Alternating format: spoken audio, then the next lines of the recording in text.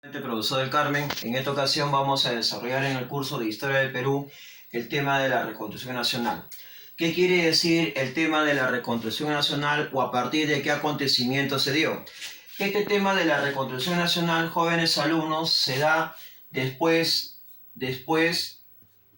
escuchen por favor, se da después de la denominada guerra con Chile.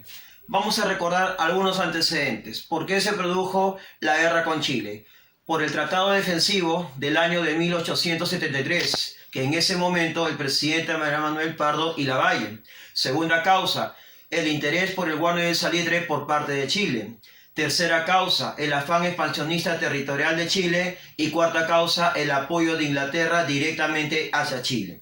Entonces, quiere decir a dónde fue a parar toda la bonanza del guano desde 1845 al año 1866. Fue a parar directamente a la burocracia estatal, al pago de la deuda externa a Inglaterra por el financiamiento de la independencia de Perú, al pago de los consignatarios nacionales que solventaron el gasto de la independencia durante la permanencia de José de San Martín hacia Simón Bolívar. Y en 1866, que se llega a producir la guerra con España. El Perú había adquirido en el gobierno de Pezet el monitor Huáscar, la independencia. En el gobierno de Castilla, primer gobierno, se compró el Gamarra y el Bergantín. Finalmente, ¿quién asumió el gasto económico de la guerra con España? El Perú, al formar la Cuádruple Alianza. Entonces, ¿cómo llegamos nosotros a la guerra del Pacífico o a la guerra de los 10 centavos? Llegamos quebrados en medio de una profunda crisis económica. Y después de la guerra del Pacífico, que viene el periodo de la reconstrucción nacional. O sea, después de la guerra con Chile se da el periodo de la reconstrucción nacional. Entonces, ¿quién lo va a denominar reconstrucción nacional? Lo va a denominar el historiador Jorge Basadre Groman. Muy bien. Dentro de la reconstrucción nacional se encuentra el periodo, el segundo militarismo. El segundo militarismo, jóvenes, tiene que ver más que nada, primer punto, tiene que ver más que nada con un análisis político. Tiene más que ver con un análisis político. ¿Qué quiere decir esto, jóvenes? Que después de la derrota con Chile, quienes vuelven a tomar el control del aparato estatal del Estado vienen a ser nuevamente los militares. Pero ¿por qué los militares, profesor, vuelven a tomar el control político del Estado, de la sociedad peruana? Porque se genera básicamente, lo que es una crisis civil. ¿Qué quiere decir una crisis civil? Que los hacendados, los grandes oligarcas, no se atrevían a conducir o a tomar el control ante la debacle de la pérdida con Chile, en el contexto de la guerra del Pacífico. Nadie se atrevía, yo voy a gobernar, yo voy a tomar el control, yo voy a organizar la sociedad peruana. Como no había esos oligarcas hacendados civiles, es que nuevamente vuelven al poder los militares en el periodo de la reconstrucción nacional. Entonces, estos militares toman el control del aparato estatal del Estado en el proceso del segundo militarismo en el contexto de la llamada reconstrucción nacional. Otra iniciativa. ¿Cómo llega básicamente el Perú en medio de esta reconstrucción nacional? Llegamos en medio de una profunda crisis económica y una profunda crisis política. Profunda crisis económica y profunda crisis política. Muy bien. Después de la guerra del Pacífico, ante la nefasta guerra del Pacífico y ante el nefasto Tratado de Ancón, es un tratado que dejó pendiente, por ejemplo, Arica y Tacna, o Tacna-Arica. Si comparamos el Tratado de Versalles en la Primera Guerra Mundial, en ese tratado no se dejó nada pendiente a discutir. Solo ocurrió acá en el Perú. ese pendiente era justamente Tacna y Arica. Y esto les debe enseñar una tremenda lección a nuestros padres de la patria, aquellos que conducen el poder legislativo, el Congreso. Cuando se trata de firmar un contrato, finalizando una guerra, ninguna cláusula debe quedar pendiente ni abierta. Pero acá sí quedó algo pendiente. ¿Cuál era pendiente? El territorio de Tacna y Arica. Entonces, cuando hablamos nosotros, después de la debacle de la Guerra del Pacífico, aparece una nueva bonanza económica. Vuelven a aparecer recursos económicos. Y esos recursos económicos vienen a ser justamente el caucho. Y profesor, ¿dónde se ubicaba el caucho? El caucho se ubicaba, jóvenes, en la parte de lo que viene a ser la selva oriental. Parte de la selva oriental. Profesor, ¿y de dónde se extraía el caucho? El caucho se extrae directamente del árbol. Y se aprovecha ese líquido de lo que es la goma. ¿Y qué se hace de ese caucho, profesor? Se elabora básicamente, ¿qué cosa? Se elabora básicamente la llanta. Y por lo tanto, profesor, ¿qué pasaba en los Estados Unidos? Lo que pasaba básicamente en los Estados Unidos, ¿qué se desarrollaba? Se desarrollaba básicamente la denominada industria de automóviles. De automóviles. Pero no simplemente este desarrollo automotriz se dio en Estados Unidos, sino que también esto se dio directamente, ¿dónde? En Europa. En Europa. ¿Y qué pasó con estos recursos, profesor? Nuevamente lo volvemos a malversar. Así como fue el boom del guano, así como fue el salitre, así como fue el estanco. En esta ocasión no supimos aprovechar las divisas económicas por los ingresos del caucho, ni supimos aprovechar el momento de la industria automotriz que se estaba desarrollando en Estados Unidos y en Europa. Profesor, ¿quién es el promotor de la industria automotriz? El promotor de la industria automotriz es justamente Fiscalral. Fiscalral es justamente el promotor de la industria de automóviles.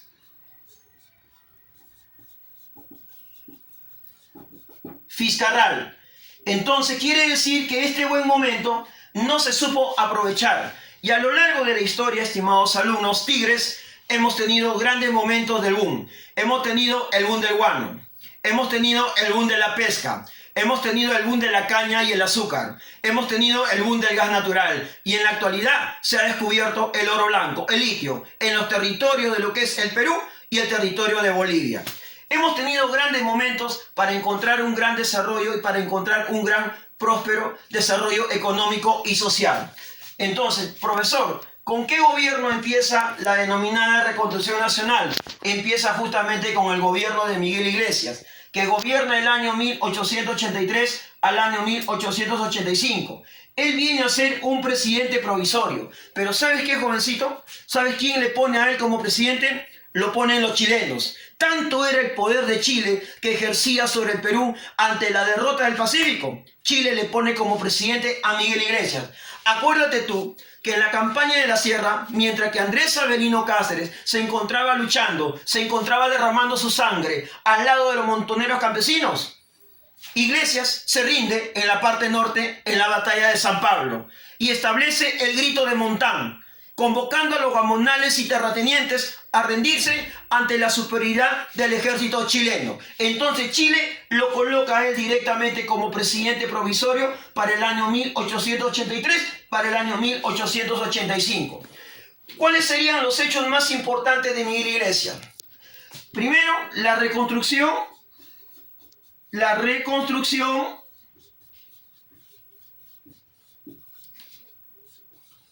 de la Biblioteca Nacional. Profesor, ¿y quién sería el director de la Biblioteca Nacional? El director de la Biblioteca Nacional sería Ricardo Palma. El mismo que publicó Tradiciones Peruanas. Ricardo Palma, para reconstruir la Biblioteca Nacional, empezó a tocar puertas de la clase más adinerada. para pedirle básicamente cuotas para poder reconstruir la llamada Biblioteca Nacional. Segundo hecho que va a ocurrir básicamente en el gobierno de Miguel Iglesias, se produce la sublevación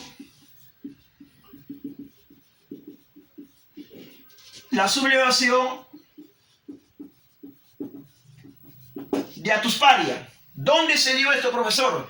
Esta sublevación se dio directamente en lo que viene a ser Huaraz, Ancash. ¿Pero por qué, profesor, se subleva Atusparia? Atusparia no quería reconocer a Iglesias, porque Iglesias era justamente puesto por los chilenos. En segundo lugar, Iglesias quería imponer el tributo, el impuesto, y para ello estaba sacrificando a los campesinos. Y Atusparia se revela ante esa medida autoritaria de Iglesias. Y Atusparia representa a todos los alcaldes de la zona de Ancash y la zona de Huaraz. Segundo, ¿qué se produce? Se produce básicamente la muerte ¿de quién? De Daniel Alcides Carrión. Se produce la muerte de Daniel Alcides Carrión, o llamado también el sacrificio de Daniel Alcides Carrión. Sacrificio de Daniel Alcides Carrión. El sacrificio de Daniel Alcides Carrión. Quiere decir que Miguel Iglesias convoca elecciones. En esas elecciones, al ver que no tenía el respaldo popular del pueblo, y Cáceres a la vez era enemigo de Iglesias, y al convocar elecciones Iglesias sale elegido Andrés Avelino Cáceres. Y Cáceres va a gobernar el año 1886 al año de 1890. ¿Qué es lo que va a llegar a formar Cáceres en su primer gobierno? Forma su partido político. ¿Cómo se va a llamar el partido político? El Partido Constitucional. Se va a denominar el Partido Constitucional. Muy bien. Pero ¿cuáles son las obras de Cáceres? ¿Firma qué contrato? El llamado contrato, firma el denominado contrato Grace. ¿Cuál era el objetivo de ese contrato? El objetivo de ese contrato era pagar justamente la denominada deuda externa.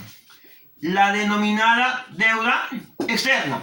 ¿Pero a cambio de qué? A cambio que le entreguemos los ferrocarriles a los ingleses. ¿A cambio de qué? Que le entreguemos el caucho a los ingleses. ¿A cambio de qué? Que le entreguemos parte del territorio a los ingleses. Esa era la finalidad del contrato. Y ese contrato, ¿quiénes eran los firmantes? El Estado peruano, que en ese momento era representado por Cáceres. Y por el lado inglés, Miguel Grace. Ese fue justamente los hechos más renombrados de Andrés Avelino Cáceres. Pero ¿sabes una cosa, tigre? Te voy a decir una cosa. ¿Cuál es el verdadero nombre, en verdad? El verdadero nombre es Andrés Alfredo Cáceres. Pero nosotros, ¿cómo lo conocemos? Como Andrés Avelino Cáceres. ¿Cómo lo conocemos? Como el Brujo de los Andes. Así nos han dado a conocer en la historia. Pero su verdadero nombre es Andrés Alfredo Cáceres. Quiere decir, así lo llames Brujo de los Andes o Andrés Avelino Cáceres, es válido. Porque así se ha dado a conocer en la historia peruana y con él tuvimos la victoria en Pucará, Concepción y Macabebe en el contexto de la Guerra del Pacífico. Al concluir el gobierno de Andrés Avelino Cáceres, viene el gobierno de Remigio Morales Bermúdez, 1890 al 94. ¿Qué es lo que va a ocurrir acá? Se producen problemas. En este caso se producen problemas con nuestro vecino del sur, que viene a ser Chile. Porque Chile se comprometió a devolver Tacna después de 10 años a través de un plebiscito.